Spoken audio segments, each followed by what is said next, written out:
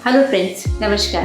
कैसे हैं आप सब? मैं हूं डॉक्टर सोनल और आप शायद जानते होंगे कि हर साल 1 से लेकर 7 अगस्त के बीच में वर्ल्ड ब्रेस्ट फीडिंग वीक मनाया जाता है। इस वीक को मनाने का पर्पज़ ये होता है कि हर किसी को इस बारे में जागरूक किया जाए कि ब्रेस्ट फीडिंग किसी भी बच्चे के लिए कितनी ज़्यादा महत्वपूर्ण है और किसी भी बच्चे को जन्म के तुरंत बाद और 6 महीने तक सिर्फ और सिर्फ माँ का दूध ही दिया जाना चाहिए।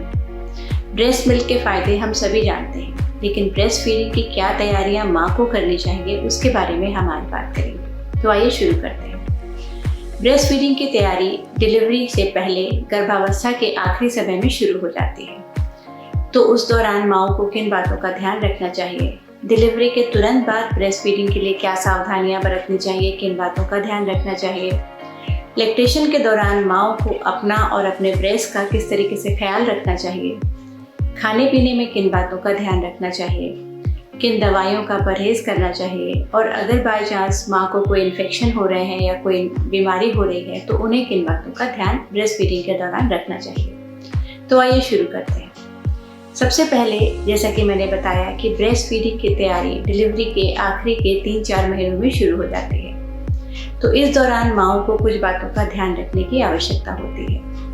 जैसे ही बच्चे का शरीर बढ़ता है, पेट में बच्चे का साइज़ बढ़ता है, उसी तरीके से माँ के ब्रेस्ट का साइज़ भी बढ़ता है, क्योंकि ब्रेस्ट में जो ग्लैंडुलर टिश्यू होते हैं उनकी तैयारी होती है जिससे कि वो भरपूर मात्रा में दूध बना सके। तो इसकी वजह से ब्रेस्ट का साइज़ बढ़ता है और ब्रेस्ट का साइज़ बढ़ने के साथ ही ब्रेस्ट के ऊपर की जो स्किन है वो स्ट्रेच होना नॉर्मल बात है।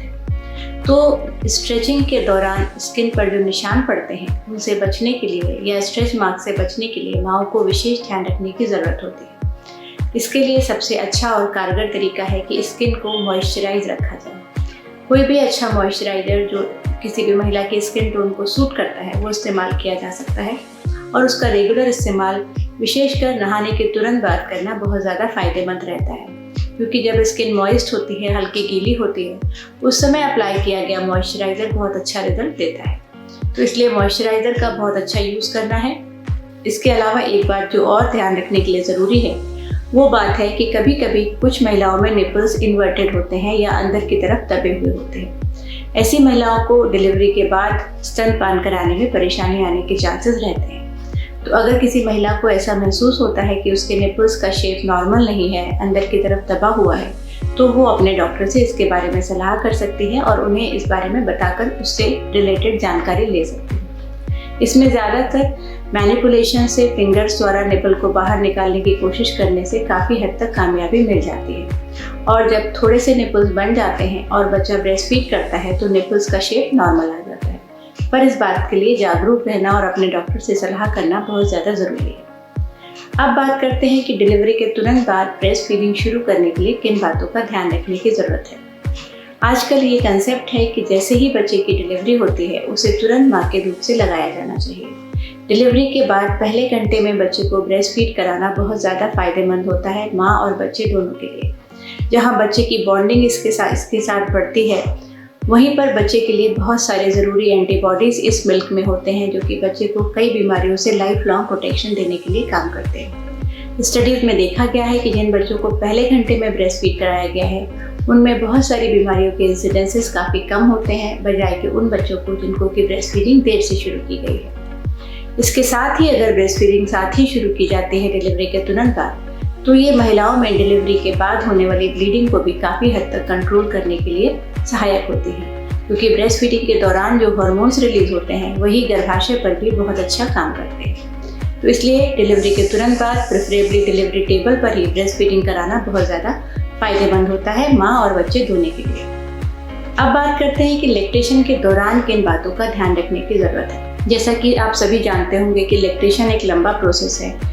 शुरू के 6 महीने सिर्फ और सिर्फ ब्रेस्ट फीड देना रिकमेंड किया जाता है और वहीं पर आजकल 1 साल या 2 साल तक जब तक भी माँओं को दूध आ रहा है, बच्चे को ब्रेस्ट फीड कराना माँओं के लिए और बच्चों के लिए दोनों के लिए फ़ायदेमंद होता है।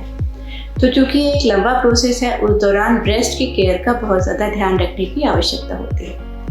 डिलीवरी के बाद 2 से 5 दिन का समय लगता है ब्रेस्ट मिल्क को पूरी तरीके से शुरू होने में। तो इस दौरान शुरुआत के दिनों में माँओं को ऐसा लग सकता है कि दूध कम आ रहा है, तो वो बच्चों को टॉप फीड देना प्रेफर करते हैं। पर ये एक सही प्रथा नहीं है। शुरू के 2 या 3 दिन बच्चे की जो दूध की रिक्वायरमेंट होती है वो काफ़ी कम होती है और उसमें टॉप फीड देने की ज़रूरत नहीं होती है। जैसे जैसे बच्चे की भूख बढ़ती है, दूध की रिक्वायरमेंट बढ़ती है, ब्रेस्ट मिल्क की क्वांटिटी भी बढ़ जाती है। ये सारा कुछ नेचर से गवर्न होता है। भगवान ने इस तरीके से बनाई हैं चीज़ें जो कि बच्चे के लिए एकदम ज़रूरत के मुताबिक सही बैठती हैं। तो इसलिए माँओं को ज़्यादा इस बारे में परेशान होने की ज़रूरत नहीं है। फिर भी अगर उन्हें लग रहा है कि दूध की मात्रा कम है तो वो अपने डॉक्टर से सलाह कर सकती हैं और अपने खाने पीने का विशेष ध्यान रख सकती हैं। इसके अलावा शुरुआत के 3, 4 या 5 दिनों में कभी कभी ऐसी फीलिंग आ सकती है कि ब्रेस्ट एनगॉर्ज हो रहे हैं या टाइट हो रहे हैं। ये तब होता है कि जब दूध बन रहा है लेकिन बच्चा उसको नहीं पी पा रहा है। ऐसी कंडीशन में ब्रेस्ट टाइट हो जाते हैं और कई बार ये बहुत ज़्यादा दर्द भरी कंडीशन हो सकती है। तो उससे बचने के लिए महिलाओं को चाहिए कि अगर उन्हें लग रहा है कि दूध ज़्यादा इकट्ठा हो रहा है तो उसको दबाकर निकाल दें। उसे वो स्टोर करके फ्रिज में रख सकती हैं, जो कि भविष्य में बच्चे को दे सकती हैं। इसके अलावा दूसरी बात जो बहुत ज़्यादा ज़रूरी है वो है निपल्स की केयर की।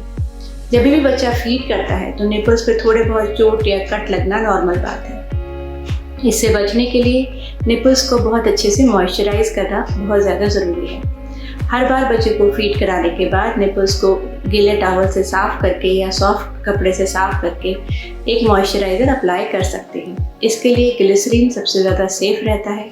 ये बाज़ार में आसानी से मिल जाता है और ये एक इनर्ट मटेरियल होता है, यानी कि बच्चे के पेट में जाने पर भी बच्चे को कोई नुकसान नहीं करता है। इसलिए ब्रेस्ट की केयर के लिए, निपल्स की केयर के लिए ग्लिसरीन एप्लीकेशन दिन में 2 या 3 बार बहुत ज़्यादा कारगर उपाय रहता है। अब बात करते हैं कि लैक्टेशन के दौरान खाने पीने में किन बातों का ध्यान रखना चाहिए। लैक्टेशन के दौरान लिक्विड्स की मात्रा बहुत ज़्यादा रखनी चाहिए। इसमें दूध, पानी और सूप वगैरह हो सकते हैं। इसके अलावा महिलाएं जो कि तुरंत डिलीवरी के प्रोसेस के थ्रू गुजरी हैं और लैक्टेशन करा रही हैं, उनमें कैल्शियम की बहुत ज़्यादा ज़रूरत होती है। तो कैल्शियम रिच फूड आइटम ज़रूर अपने खाने में शामिल करें। इसमें दूध और दूध से बने प्रोडक्ट्स, दूध और फल भरपूर मात्रा में लिए जाने चाहिए। हाई प्रोटीन डाइट भी इसमें बहुत ज़्यादा सहायक होती है। अब बात करते हैं कि अगर ब्रेस्ट फीडिंग के दौरान महिलाओं को कुछ बीमारियों की शिकायत हो रही है, कुछ इन्फेक्शंस हो रहे हैं या कुछ दवाइयाँ लेनी पड़ रही हैं, तो उन्हें किन बातों का ध्यान रखना चाहिए। सबसे पहली बात, अपने डॉक्टर को ज़रूर बताएं कि आप ब्रेस्ट फीड करा रहे हैं। अगर किसी भी मेडिसिन के लिए आपको प्रिस्क्रिप्शन चाहिए तो ज़रूर अपने डॉक्टर को इस बात के लिए इन्फॉर्म करें। ज़्यादातर दवाइयाँ ब्रेस्ट फीडिंग के दौरान सेफ होती हैं, इसलिए बेझिझक आप अपनी दवाइयाँ ले सकते हैं, पर डॉक्टर को इन्फॉर्म ज़रूर करें। इसके अलावा अगर माँ को कोई बुखार, जुकाम, फीवर ऐसी कोई परेशानी आ रही है तो वो अपनी दवाइयाँ कंटिन्यू करें और साथ में ब्रेस्ट फीडिंग को भी कंटिन्यू करें। सावधानी के तौर पर वो अपने हाथों की सफाई का विशेष ध्यान रख सकती हैं। बच्चे को फीड कराने से पहले साबुन से हाथ धो लें और उसके बाद बच्चे को फीड कराएं। पर ज़्यादातर केसेस में ब्रेस्ट फीडिंग को डिसकंटिन्यू करना या बंद करना ठीक नहीं होता या उसकी ज़रूरत नहीं होती। इसलिए ब्रेस्ट फीडिंग माँ के लिए भी एक वरदान है। जहाँ पर बच्चे के लिए है, उसी के साथ साथ ये माँ के लिए भी बहुत अच्छे काम करता है। एक और महत्वपूर्ण बात जो मैं यहाँ ऐड करना चाहूँगी कि जो महिलाएं ब्रेस्ट फीड कराती हैं उन्हें डिलीवरी के बाद वेट रिड्यूस करने में बहुत ज़्यादा आसानी होती है। तो इसलिए ब्रेस्ट फीडिंग आपके लिए भी बहुत अच्छा है। कोई और मिथ्स इससे ज़्यादा जुड़े अगर आपके साथ हो तो ज़रूर आप मुझे कमेंट बॉक्स में लिखकर बता सकती हैं। कोई आपकी क्वेरीज हैं तो हमारी साइट पर विजिट करिए या ऑनलाइन कंसल्टेशन बुक कीजिए। स्वस्थ रहिए, जागरूक रहिए और खुश रहिए। धन्यवाद।